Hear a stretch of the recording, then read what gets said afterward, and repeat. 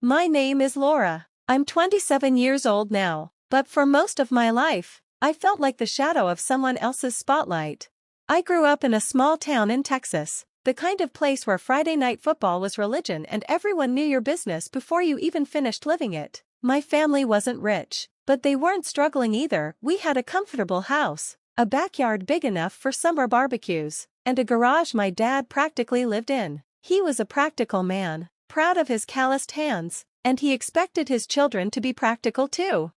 Dreams don't put food on the table, he used to say, wiping grease off his hands. Get a real job, build something steady. That was the foundation of our family, steady, predictable, safe, and that was Daniel's lane, my older brother by 3 years, the golden boy. Daniel had it all, at least in my parents' eyes. He was handsome, charming, responsible. He studied business, landed a corporate job right out of college, bought a condo by the time he was 26. Every holiday dinner turned into a slideshow of Daniel's accomplishments, his promotions, his investments, his new car. Meanwhile, I was the girl who scribbled in notebooks, pasted pictures of jets on my walls, and spent nights lying in the grass staring at the sky. From as early as I can remember, I wanted to fly. It started with paper airplanes when I was a kid. I'd sit cross-legged on the carpet, folding them carefully, testing different angles, watching them swoop or crash. But it wasn't the paper planes themselves, it was the idea of the sky, the endless freedom above me. I remember once, when I was about 12, I told my mom I wanted to be a pilot. She was stirring pasta at the stove, and she actually laughed. "Sweetheart, women don't really do that," she said casually, like she was telling me rain falls from the clouds. "You can be a flight attendant though. They get to travel. Isn't that close enough?" I wanted to scream, "No, it's not close at all," but instead I just nodded. Because in my family, disagreeing with my parents was like picking a fight with a brick wall. You'd walk away bruised and they'd still stand unmoved. My dad's response, when I finally gathered the courage to tell him, was worse. He didn't laugh. He frowned, set down his beer, and stared at me like I'd just confessed to joining a cult. "You're not disciplined enough, Laura. You quit every sport you've ever tried. You don't stick to anything. You think flying's a game? Pilots are soldiers. They sacrifice. They bleed. You'd last a week." The words burned into me like acid. I thought Daniel might back me up, but of course he didn't. He smirked, that infuriatingly perfect older brother smirk, and said, "Come on, Laura, you'll change your mind next month, like you always do." And just like that, it became the family joke. At birthday dinners, when relatives asked what I wanted to do with my life, my mom would wink and say, "Laura wants to be a Top Gun pilot." Laughter all around the table. Daniel would pretend to hum movie music. My dad would shake his head and say, "She's got a wild imagination, doesn't she?" I'd sit there with my cheeks burning, forcing a smile, while something sharp and cold twisted deeper inside me. But I never stopped dreaming. In fact, every dismissal, every laugh, every shrug, they didn't kill the dream, they watered it, they made it grow. By the time I was 17, I had already memorized specs of fighter jets the way other girls memorized makeup tutorials. I knew the thrust of an F-16's engine, the ceiling height of an F-22, the exact number of hours of flight training required for the Air Force. I didn't say much about it anymore. I learned to keep it quiet, tucked away where their words couldn't reach, but deep down, I promised myself one thing: one day, I'll prove them wrong. Of course, life isn't a straight line. I stumbled, I got distracted, I doubted myself, but the fire never really went out. Looking back, I think that's what my family never understood. They thought my silence meant surrender, but really, it was just fuel waiting for a spark. And the spark was about to come. High school was when the gap between Daniel and me became a canyon. By then, he was already the star of the debate team, captain of varsity basketball, and somehow managing straight A's while dating the prettiest girl in school. At family dinners, my parents would beam as he rattled off stories about his victories, his leadership roles, his future in business school.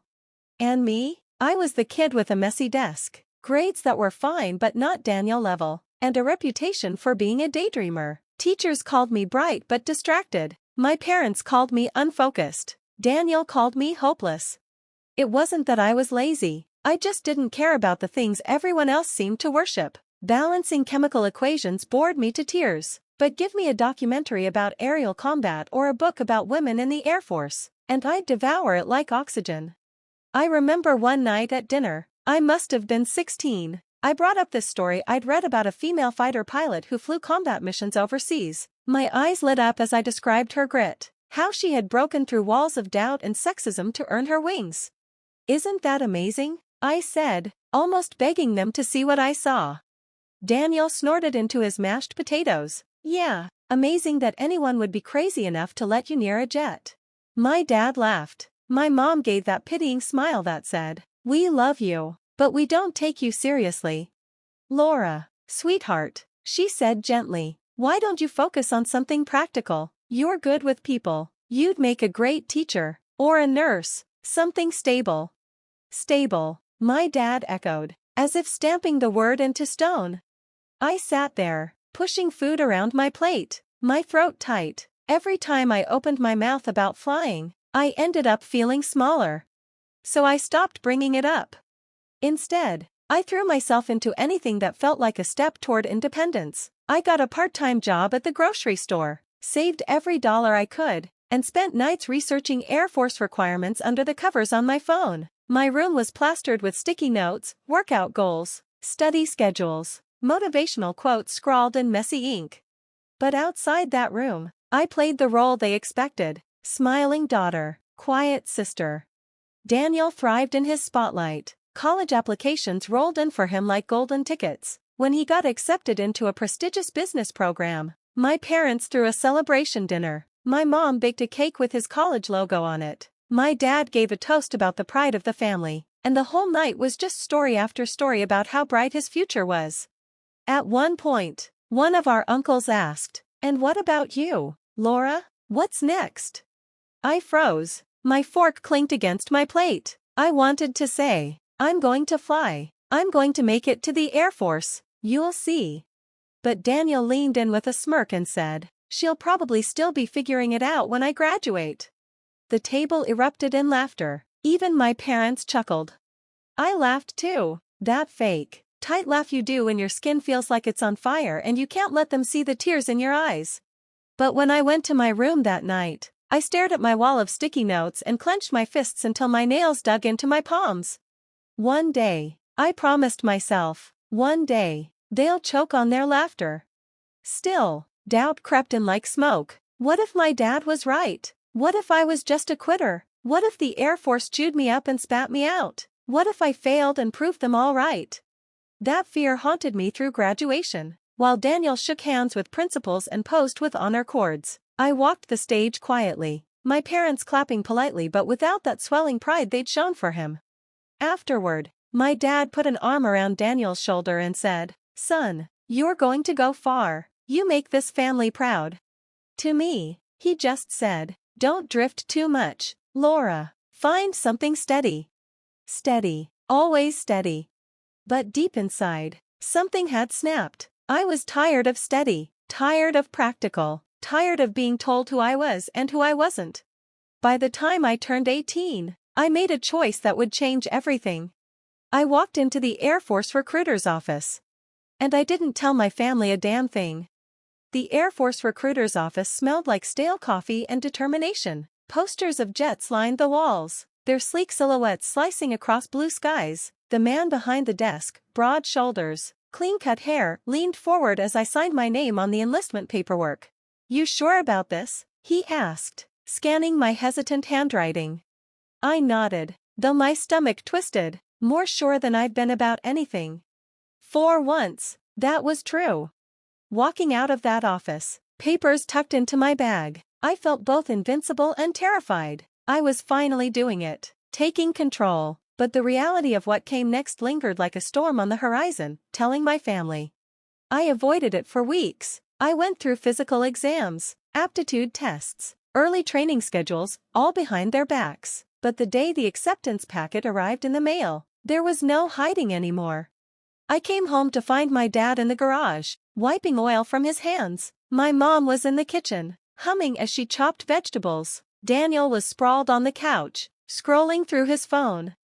My heart hammered against my ribs. I gripped the envelope so tightly the paper wrinkled. "Can I talk to you guys?" I asked, my voice higher than usual.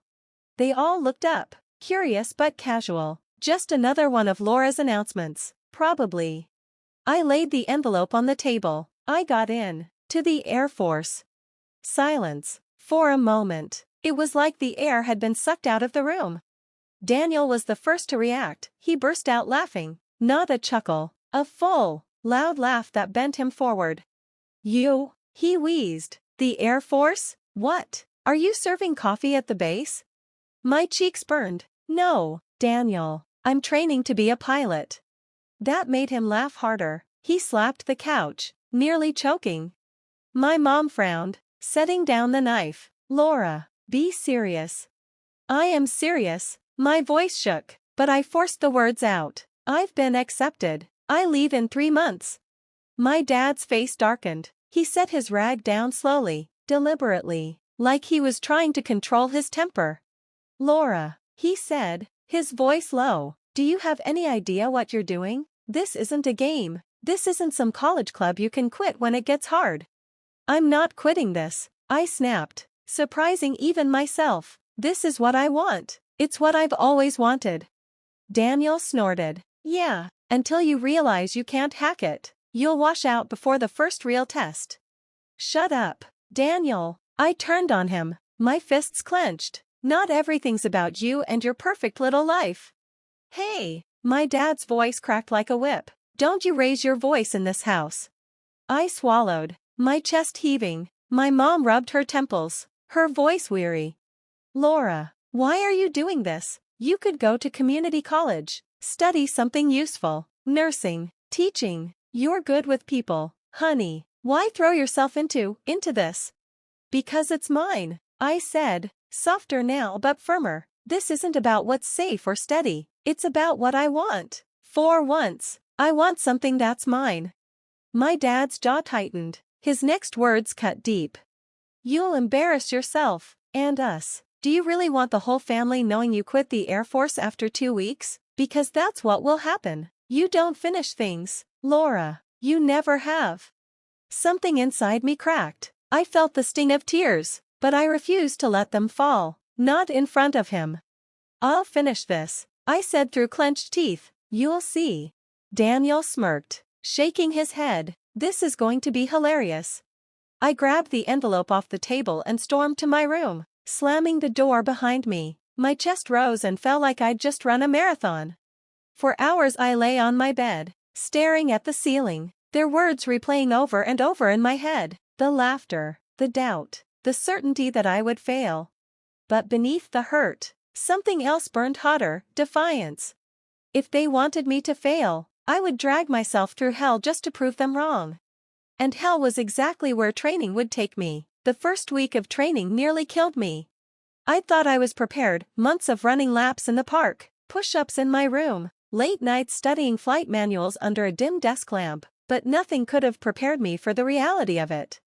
The mornings started before dawn, the air still black and sharp with cold. A whistle would blast, jerking us awake, and within minutes we were out on the track, pounding our bodies against the earth while instructors barked orders that cut through the fog. "Faster, recruit! Push harder! Do you want to fly or do you want to die on the ground?"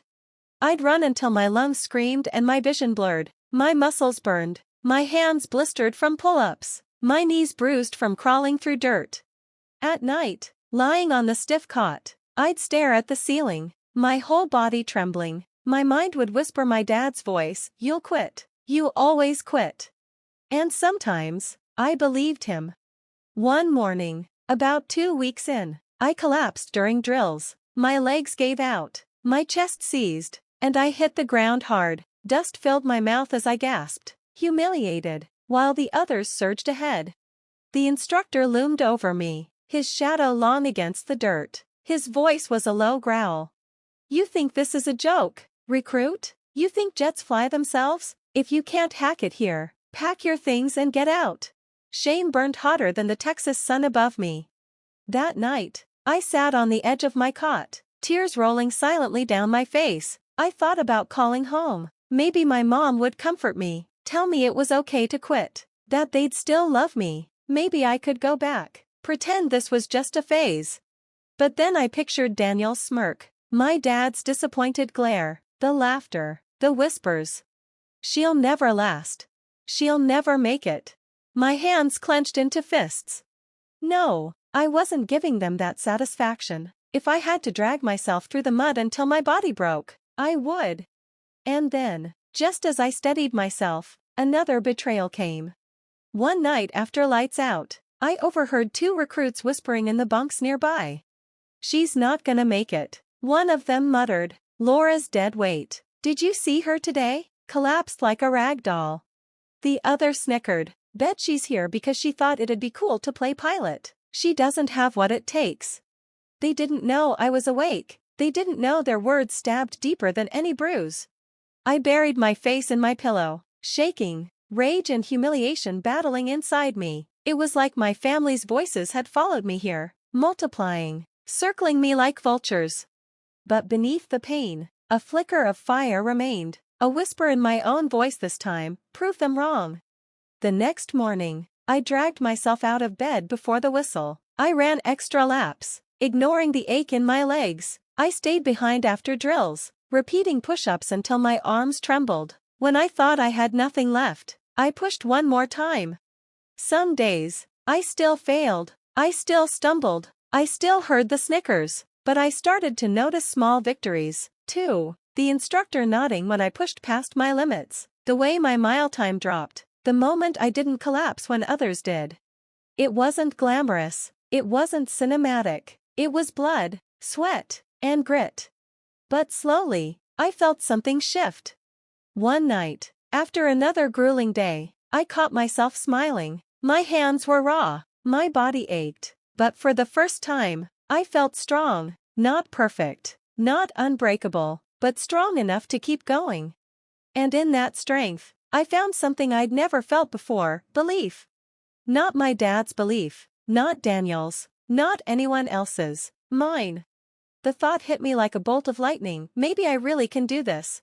Still, the shadow of my family lingered. I knew they were back home, shaking their heads, waiting for the phone call where I admitted defeat. I wasn't going to give them that call. Even if it killed me, I was going to earn those wings. The weeks blurred into months, somewhere between the endless runs, the obstacle courses, the drills that left us sprawled in the dirt like broken dolls. I stopped counting the bruises and blisters. My body hardened, my movements sharpened, and something inside me shifted. I wasn't just surviving anymore, I was adapting. I'll never forget the first time I finished a run ahead of half the group. The morning air was sharp in my lungs, my legs screaming, but I crossed the line before recruits who used to lap me with ease. The instructor raised an eyebrow, gave a curt nod, and barked, "About time, Sanchez." That nod meant more to me than any cheer my family had ever given Daniel. Little by little, I earned respect, not just from the instructors, but from the recruits around me. The same guys who'd whispered about me being dead weight started asking to partner with me during drills. One of them, a wiry kid from Georgia named Mitchell, slapped my shoulder after I nailed a timed exercise and said, "Didn't think you had it in you, Sanchez." Guess I was wrong. I smirked. Guess so. Those small moments added up. They didn't erase the pain, but they reminded me I wasn't that fragile girl my family had painted me to be. Of course, it wasn't smooth sailing. There were days my body wanted to quit, days I thought about walking into the commander's office and saying, "You were right, I don't belong here." But then I'd hear my dad's voice in my head, the sharp edge of his disappointment: "You'll quit. You always do." And that would light the fire again. One night after a particularly brutal day, I found myself on the tarmac, staring up at the sky. The stars were cold and endless, scattered across the darkness like a map I longed to follow. For the first time, I imagined myself not just dreaming about flying, but actually doing it, sitting in a cockpit, touching the clouds. I whispered into the night, "I'll make it. I don't care what it takes." It wasn't just defiance anymore, it was a vow. The turning point came during survival training. They dropped us in the woods with nothing but a knife, a canteen, and our wits. The first night, rain poured down, soaking us to the bone. Some recruits panicked, shivering, fumbling with wet matches. I remembered my dad's words about discipline, about how I never finished anything. My teeth chattered, my hands numb, but I forced myself to focus. I found dry bark, sheltered it under my jacket, and coaxed a flame to life. Soon, we had fire. The others gathered around, their faces lit with relief. Mitchell clapped me on the back. "Didn't think you'd be the one to save our asses, Sanchez." I just smiled, but inside, something swelled. For the first time, I realized I didn't just belong here, I was needed here. By the time training neared its end, I wasn't the same girl who had collapsed in the dirt weeks earlier. My body was stronger, my mind was sharper, my will was steel. But the real test wasn't physical. It came the day I called home. It had been months since I'd spoken to my family. I hesitated before dialing, part of me craving their voices, another part bracing for the sting of their doubt. My mom answered, "Laura? Oh, sweetheart." We were starting to wonder. Her voice was warm at first, but it didn't take long before the questions started. "Are you eating enough? You sound tired. Maybe this is too much for you, honey." I gritted my teeth. "I'm fine, Mom. Better than fine. I'm doing it. I'm really doing it."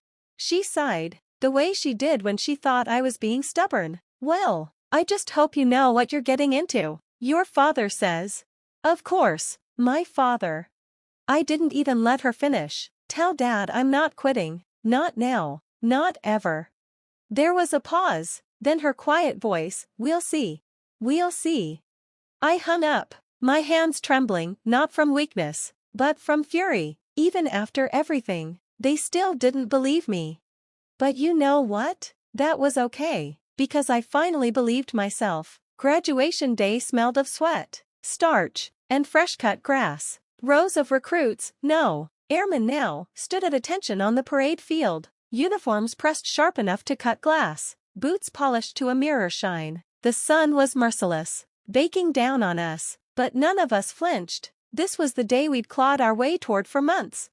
The band played, flags rippled, and names were called one by one. Cheers erupted from the bleachers with each new airman stepping forward, families waving banners and clapping until their hands must have stung. My stomach twisted as I scanned the crowd. Hundreds of faces, beaming with pride, parents leaning over railings to catch photos of their sons and daughters, siblings whistling, shouting nicknames. I looked for mine. Nothing. No familiar faces, no awkward smile from my mom, no stern nod from my dad, no sarcastic smirk from Daniel, just empty space where I'd hoped they'd be. I knew, deep down, I shouldn't have expected it. They hadn't believed I'd make it this far. Why would they bother driving out here just to clap politely? Still, a tiny part of me, the little girl who used to beg for their approval, had hoped. When my name was called, Airman Sanchez, I marched forward, chin high, heart pounding. My hands shook slightly as I accepted the certificate. Applause thundered around me, but none of it was for me. No one in the stands yelled my name, no one waved, no one stood. The emptiness was deafening. I returned to my place in formation, my face a mask of discipline, but inside, a storm raged. Around me, recruits grinned at their families, blowing kisses, mouthing "I love you." Mitchell's mom practically tackled him in a hug when we were finally dismissed. I walked off the field alone. Later that night, the barracks were alive with celebration, laughter, music, the clink of soda cans. Families took recruits out to dinner, snapping photos, showering them with praise. I sat on my bunk, staring at my certificate, the weight of it pressing down on me. I pulled out my phone. Against my better judgment, I dialed home. My mom answered after a few rings. "Laura? Oh, honey, how did it go?" My throat tightened. "It went fine. I graduated." "That's wonderful," she said, but her tone was distracted, like she was stirring a pot on the stove. "We knew you'd finish eventually." Eventually, as if this wasn't the hardest thing I'd ever done in my life. "Why didn't you come?" I asked, the words slipping out before I could stop them. There was a pause, then her soft sigh. Your father had work, and you know how Daniel's schedule is. With his meetings, we didn't want to make a fuss. Didn't want to make a fuss. My chest ached. It wasn't a fuss, it was my graduation. Well, she said gently, we're proud of you, Laura, in our own way. In their own way. I hung up before my voice could crack, staring at the dark screen until my reflection blurred through tears I refused to let fall. That night, lying in my bunk while the others laughed and celebrated around me, I made myself another promise. If they wouldn't come to see me now, fine, but one day, they would. One day, they'd have no choice but to see me not just as their flighty, unfocused daughter, but as a soldier, a pilot, a force they couldn't ignore. I closed my eyes and pictured it, my father's face when he finally realized I hadn't just finished. I'd become something greater than he ever thought possible. And that image became my fuel. The house smelled the same as always, lemon polish, old books, and my mom's lavender air freshener that clung to the curtains. I hadn't been home in months, not since training began, and stepping back through the door felt like walking into a memory I wasn't sure I belonged to anymore. My mom hugged me quickly, the kind of hug you'd give a distant cousin at a reunion. My dad gave me a firm handshake like I was a stranger closing a business deal. Daniel was sprawled on the couch, one arm draped lazily over the back, smirking like he'd been waiting for me. Well, the prodigal daughter returns, he said, his tone soaked in mockery. So, what's the uniform today, serving peanuts or soda? My stomach tightened, he hadn't even given me a chance to take my boots off. It's not like that, I said evenly, dropping my duffel by the stairs. I finished training. I'm officially in the Air Force now. My mom smiled vaguely, wiping her hands on a dish towel. That's nice, sweetheart. So, are you a flight attendant? Like, you help the real pilots? The words hit me like a slap. I looked at her, searching for even a flicker of pride, of understanding. Nothing, just polite confusion. Dad chuckled from his recliner. Don't get so worked up, Laura. Your mother just means you're not actually flying the things, right? Those jets are for combat pilots. I am flying them, I said, my voice rising despite myself. That's what I trained for. That's what I've been working toward for years. Daniel snorted. Come on, you, flying a fighter jet? That's rich. What, did they run out of men? Laughter spilled from his mouth, and it wasn't just laughter, it was dismissal, disbelief, like my very existence was the punchline. I clenched my fists so tightly that my nails dug into my palms. Heat rose to my face, but I refused to let tears form. Not here, not in front of them. Why is it so hard for you to believe I can do this? I asked, my voice shaking now, not from weakness but from the sheer weight of holding back everything I wanted to scream. Dad leaned back, arms crossed, his tone calm but cutting. Because, Laura, flying fighter jets isn't some hobby. It's not like baking or running off to some art class. It takes discipline, precision, focus, and frankly, none of those words ever described you. The silence that followed was suffocating. I wanted to shout, to tell them about the nights I stayed awake memorizing emergency procedures, the blisters from endless drills, the bone-deep exhaustion of pushing past every limit I thought I had. I wanted to tell them about the moment I took off for the first time, how the jet became an extension of my body, how alive I felt in the sky. But I didn't, because I knew none of it would matter to them. Daniel finally stood, walking past me with a pat on the shoulder that felt like mockery. Well, whatever it is you're doing, good for you, but let's not pretend you're Top Gun. At the end of the day, you're basically a flight attendant with extra steps. The words seared into me. I stayed quiet, biting down so hard I could taste blood, because in that moment, I knew something they didn't, something they couldn't possibly imagine. One day, they'd see me in the cockpit of an F-16, one day, they'd eat every single word. So I smiled, not because I was amused, but because I was done begging for their approval. Sure, I said softly, turning toward the stairs with my duffel slung over my shoulder. We'll see about that. The envelope felt heavier than paper should. My hands trembled as I broke the seal, scanning the words that would change everything. Assignment, 52nd Fighter Wing, F-16 Fighting Falcon. Official demonstration scheduled. Family attendance optional. My chest tightened. This wasn't just another mission briefing. This was my moment. The first time I'd take part in a demonstration in front of civilians, families, politicians, officers, guests. The kind of event where reputations were made, where the public saw the faces behind the call signs. I thought of Daniel's smirk, my father's sigh, my mother's dismissive tone, basically a flight attendant.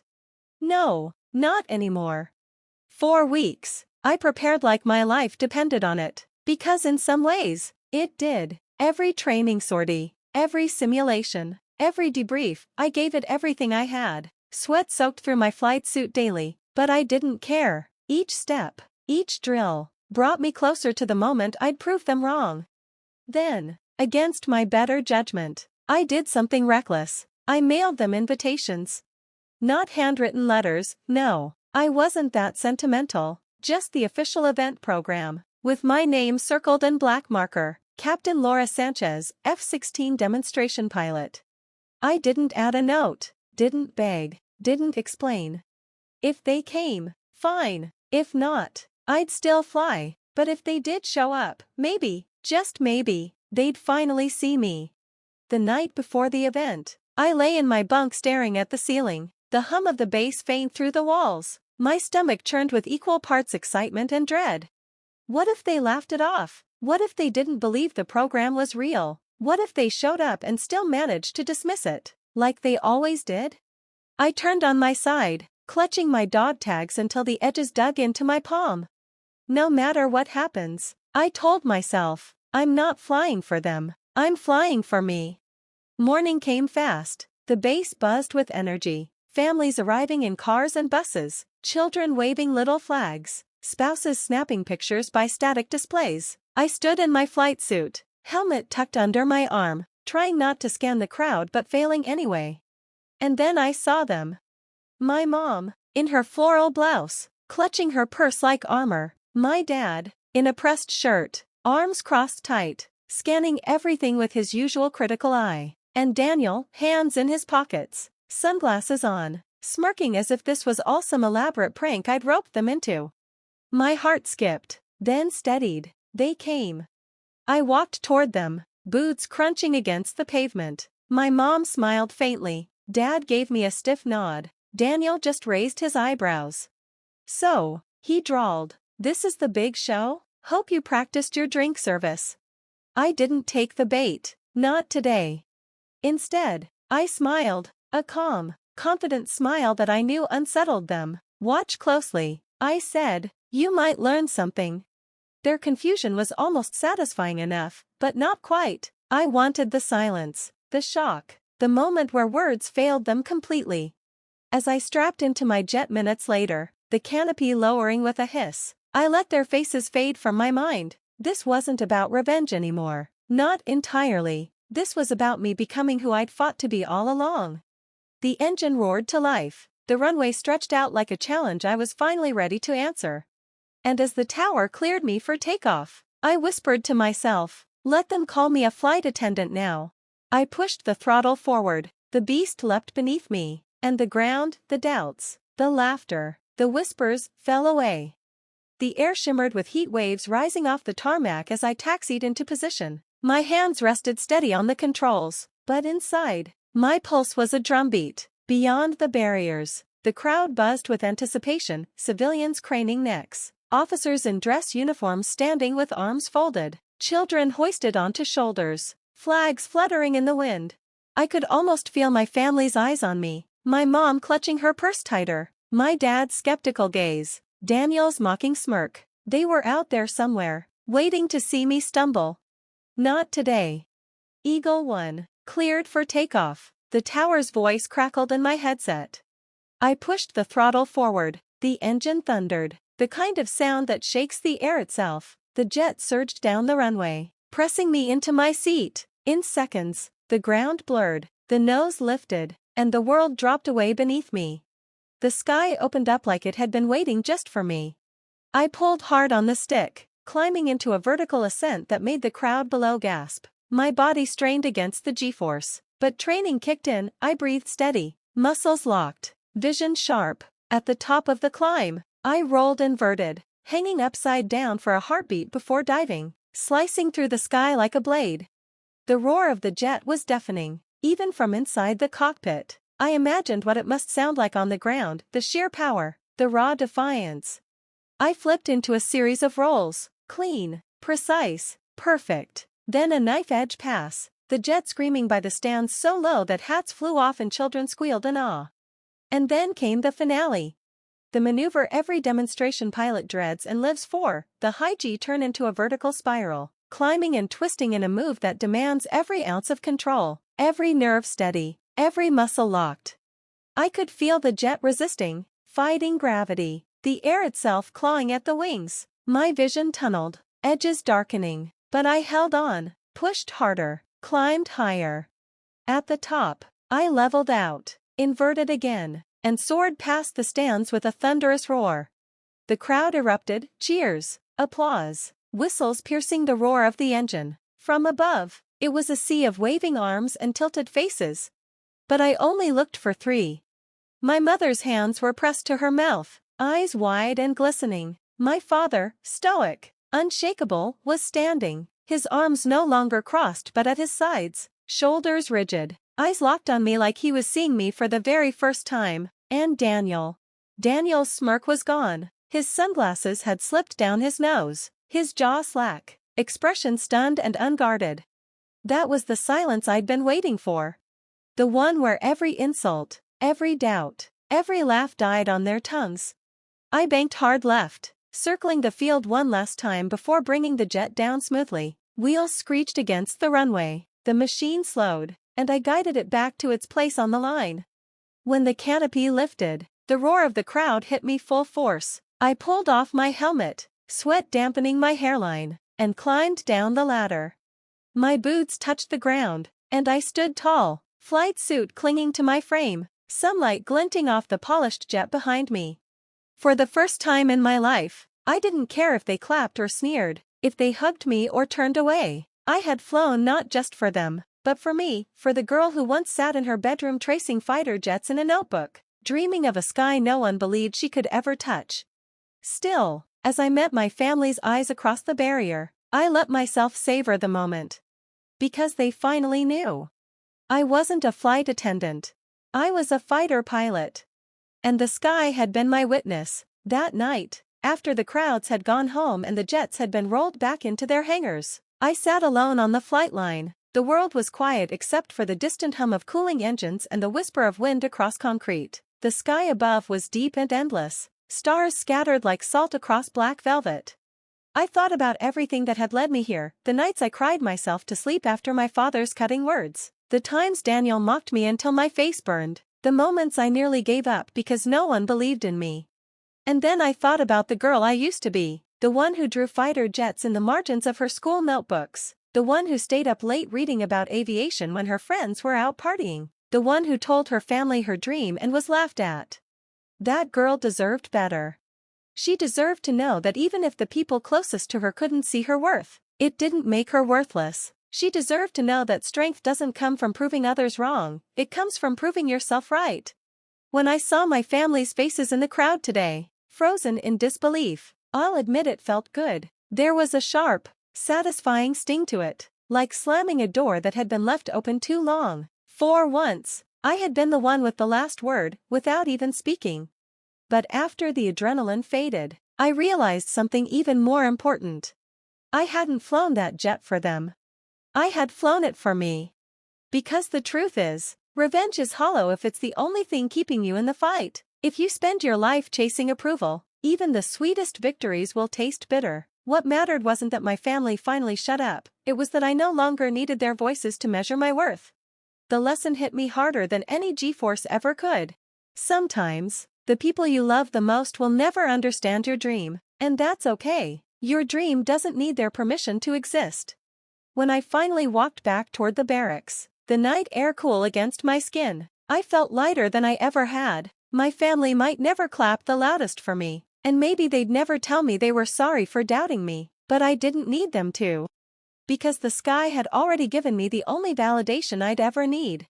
And as long as I could climb into that cockpit, strap in, and take off, I would never again let anyone else decide what I was capable of. So here's my advice to anyone out there chasing something bigger than themselves. Don't wait for permission. Don't wait for applause. Don't waste years trying to change the minds of people who refuse to see you. Fly anyway. Because one day, whether it's in a jet or on a stage or in a boardroom or in a tiny studio apartment, you'll realize you weren't chasing their approval after all. You were chasing your own wings. And once you find them, nothing, no insult, no doubt, no dismissal, can ever keep you on the ground again.